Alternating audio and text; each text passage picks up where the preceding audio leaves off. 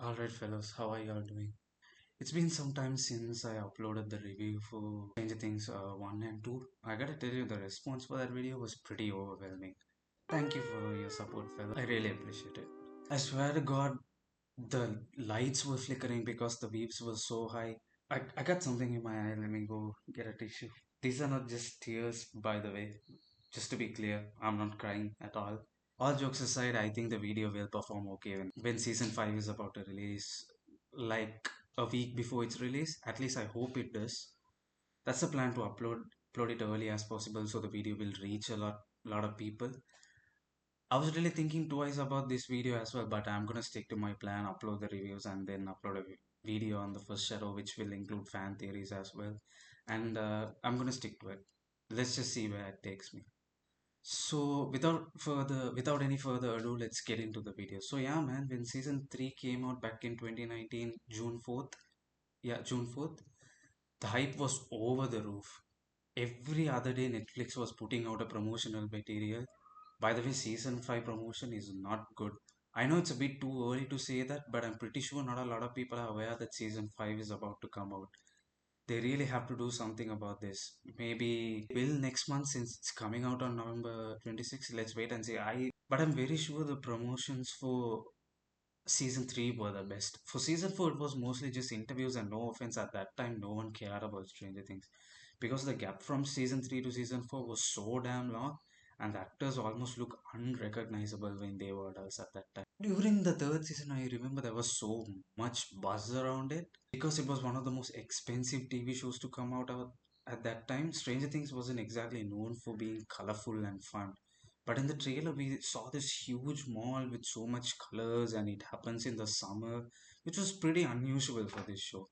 I don't know if you guys remember, but Netflix was putting out small promotional clips. They were advertising Starcourt Mall, I mean shops from the mall, and interviewing people about the mall like it was a real place. At that time, I thought it was like really creative. Like they're make I know the boys TV show Boys and Gen B does it. Like they have a separate show, like social media channel for what, YouTube channel for what, and all that. But Stranger Things did that like what, almost 6 years ago, but just with small promotional clips. So I was really excited to see all of that.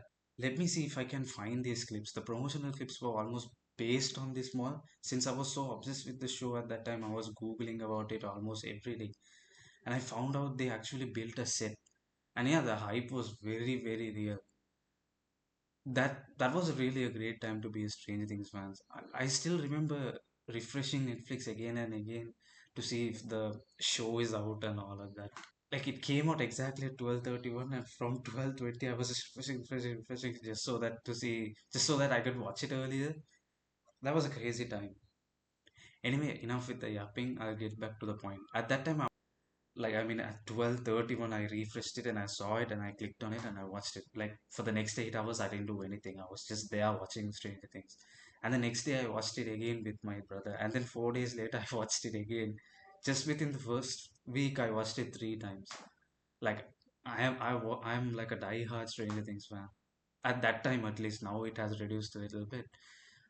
I loved it more with every time I watched it at that time because I was 17 when it came out. All of those teenage stuff, summer vibes, and the monsters really worked for me. But now, as a grown ass man watching it again, I can't say I liked it. Maybe I was expecting too much because this is like the season for me and one of my core childhood memories. But it was such a bummer. I wish I almost skipped this season because it was really hard to watch. In all fairness, I have watched this 4 times now. It could be because of that as well.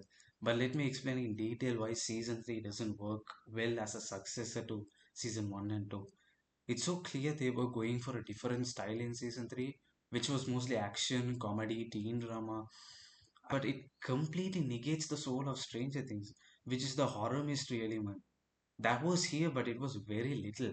For the most part of it, it was just action and comedy.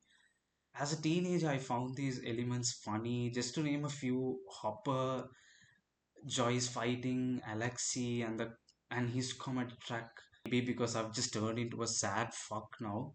All of these scenes, like the comedy scenes, annoyed the fuck out of me. I couldn't sit through it. There were so many scenes I was thinking, why don't you just shut the fuck up for a minute? Don't even get me started on Erika. Jesus, it was so hard to listen to that child. There were so many storylines that just kept dragging, and it was honestly frustrating after a point. Since the show does a good job at setting up the characters pretty well, you still end up rooting for them. Example, Robin's character kinda does what Dustin would typically do. But since the character has so much heart and she is funny and likable, you root for her and don't really question her need to be in the story. Like, what is she doing? What's her part? You don't really question it. I mean, it's so clear they are just putting in characters, but they just do it too much, man. I'm just not talking about this season. Season 2, Bob, I think that was his name. Season 3, Robin. Season 4, Eddie. This is add characters for no reason at all. But I can't complain too much about Robin because she does end up being a very likable character. Even in season 3, she is a very likable character. It really felt like a setup for the characters and their relationships. Don't get me wrong, this is not a bad show, bad season by any means. I think it's somewhat watchable, but it's not up to the Stranger Things standard, if that makes sense. There are some compelling aspects to this season. It doesn't compromise on what's really important, which is the friendship aspect. They were going for a laid back summer popcorn flick, and in that sense, they really nailed it. There were so many setups and payoff moments that actually landed really well. I think part of this show is without a shadow of a doubt were the performances by Dacre and Millie. They carried the show. If I'm not wrong, Millie almost fainted after shooting that scene in the locker room when she crashes onto Mike after fighting with Billy in season 3, episode 4. That wasn't even in the script, but if it wasn't for these two, it would have been really difficult to sit through season 3, at least for me. Flair building this whole army to kill Levin because she's the one thing that's stopping the Mind Flayer from becoming the conqueror that he wants to be is good. I can't lie, the Mind Flayer in Flesh and Blood looked so gnarly, disgusting, and scary. Especially the scene where when it runs towards uh, Hopper's cabin was really something. I really loved how the characters were set up, not all the time, but for the most part. Example, Will feels isolated the entire time because he feels lost, and then he feels like he lost his childhood to Mind Flayer and the Upside Down. So he wants to catch up on what he missed out on. Meanwhile, the other kids have grown up and they are interested in girls, and basically they have moved on to the next stage in life. That was all a nice touch. This season clearly was a filler season that really didn't add anything to the main storyline. It rather felt like an extension. You can totally skip this season. And if you're planning to watch season 3, don't worry, I'll fill you in with exactly what you have to know. And it's not that much, trust me. Okay, I'll do a small recap of this season. Trust me, there's nothing much, so it'll end very, very quickly. At least I hope it does. So the show starts with Russian opening the gate because that's what they do, and the mind flayer particles that left Will's body in the second season is chilling in a garage in Hawkins. And once the gate opens, the particle gets activated, if I can call it that. Then it looks for a host, and the host is our good old Billy. He gets flayed, cut to the kids and Levin. Mike and Levin won't stop making out. Dustin comes back from a summer camp, if I'm not wrong, and he has a girlfriend, but no one seems to give a shit about that. Will, like I mentioned, feels left behind because he lost his childhood memories to Mind Flayer and Upside Down. Nancy and Jonathan are working on a newspaper company, but since it's the 80s, men were super misogynistic and they treat her like shit. Um, yeah, that's about with them. There's a subplot that comes with Starcourt Mall, which talks about people losing their jobs and local businesses not doing well. And I noticed that the show commented about capitalism in a couple of places. I guess it is to show us that this entire thing was caused because of a politician's greed, which makes sense given the context of this show. Then cut to Joyce. She still hasn't moved on from Bob. Hopper asks her out, but she stood him up. This sets up a comedy track throughout the show, which was god awful. I just don't know why I was so annoyed by that. And then cut to Dustin. He has a Russian code in his Cerebro, which is a device he invented. Then he goes to Steve to crack the code. Steve's friend Robin overhears this when Steve and Dustin are talking about it, and helps them to crack the code. Gets a call in her office where she has to investigate on why the rats are eating the crops in a old lady's house. There she finds a flayed rat, but she isn't sure about why they are acting violent. By the way, I forgot to mention initially we see a bunch of rats being flayed, and this is one of those rats. Billy he brings his colleague to the mind flayer to make her part of the hive mind. Later we see they get together and bring more people to the mind flayer. 11 sees this using her power, which happens by complete coincidence. 11 and Max later visit Billy at Heather's house only to find out there's nothing wrong with them, but the truth is they are all flayed. Cut to Hopper. Hopper and Joyce they go to Hawkins' lab because Mr. Clark tells them there's a machine that's so powerful, which is why the magnet keeps falling off her fridge. So Joyce thinks they Hawkins' lab might be onto something again, and they go there. Hopper gets his ass kicked by a Russian. So he meets a politician to ask about who this guy was because he met this guy a couple of days ago in that office, and he kicks his ass and finds out he has a lot of deeds of the Starcourt Mall. Since the signal is somewhere close to Starcourt Mall and the deeds of Starcourt Mall is with the politician, they think okay, the machine is definitely in the Starcourt Mall. Cut to 11, and 11 and gang they plan to test Billy to see if he's the host and what is sauna room I think that's what they call it, and they crank up the temperature, and he gets violent because fire is the weakness of mind flare. He likes it cold basically, right? And of course it turns out to be him, but I gotta say the fight scene that happens right after this scene is one of my favorite scenes from the series. It was awesome. This is the first time we see 11 almost dying fighting someone. Again, the actors were on their A game in this scene.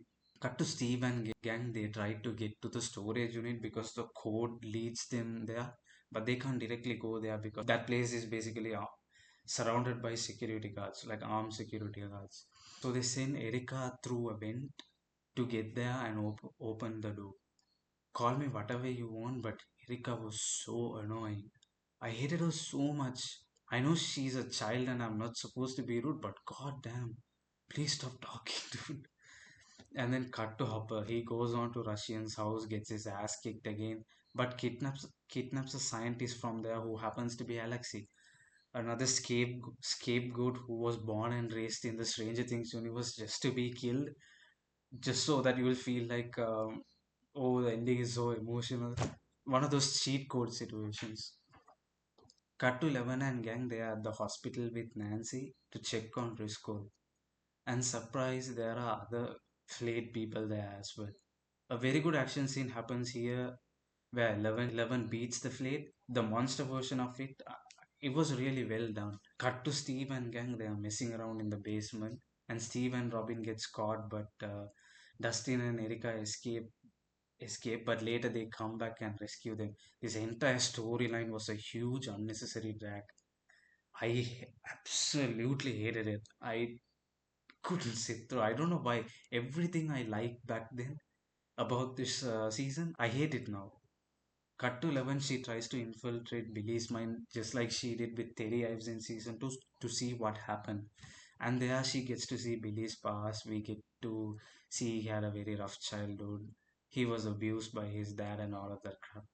After a while, Mind Flayer confronts Levin in Billy's mind, and there we get to know Mind Flayer is building an entire army just to kill Levin. Which makes sense because she closed the gate on the Mind Flayer at the end of season 2. Not gonna lie, the reveal part was pretty sick. Then the Mind Flayer gets to Levin just like he said, and a fight scene happens, which was pretty sick again. Levin gets her ass kicked this time though. And in the fight, she gets weak because a part of Mind Flayer gets into her leg. Cut to Joyce and Hopper. Through Alexis, Joyce gets to know that they are trying to open the gate. She freaks out and tries to reach the kids. Eleven and gang go to the mall after Mike hears Dustin's voice from the walkie. So all of them get together. A reunion basically happens. By the way, I'm skipping through a lot of scenes, okay? Because those scenes are pretty much unnecessary. It doesn't add. It's just comedy track and action track. So that's why it feels a bit short. Just to be clear, here we get to see Eleven with very less power, but she loses her power entirely after she gets the mind flayer off of her leg. Joyce, Murray, and Hopper go to the basement to turn the machine off. The mind flayer gets there, but Eleven can't fight it alone this time because her powers are gone, so the gang throws fireworks at it. Like I said, this season did not hold back when it comes to making it colorful. Then I gotta respect the Duffers for one thing. The last episode clearly didn't have any juice in it. Like, it was pretty empty the last season until the very end. But they use these tactics, I would say, to keep it engaging. Some might call it cheating, but I don't want to be that harsh. They try their very best to keep us hooked. Like Murray forgetting the code, and then Dustin calls Susie for the answer, and then never ending story scenes happen, blasting fireworks, Billy showing up there. The show does something to keep us engaged, and I think I appreciate it to a certain extent, even though it's a bit gimmicky. That's the truth, but okay, it's not terrible. Then Billy shows up to the mall and they get 11 while the Mind Flayer is chasing the gang. So yeah, then Billy gives 11 to the Mind Flayer, but 11 reminds Billy who he is and all of that, and suddenly he's a good guy now. Look, they did so much, look, in season 3, and I didn't care. Like, okay, I looked past everything. But this scene was just blatantly stupid, dude. From the very beginning, not even the beginning, from the second season, they established Billy as the most horrible person. He's a racist, he's mean to his sister, doesn't respect anyone. Bruh, he tried to fuck Mike's mom. And then out of nowhere, you bring this bullshit about he had a horrible childhood, and suddenly he's a good guy now. It was obviously squeezed in so artificially so we would feel bad for this character. I can't lie. When I was a kid, this absolutely worked for me. I I thought, wow, like how emotional is that ending, right?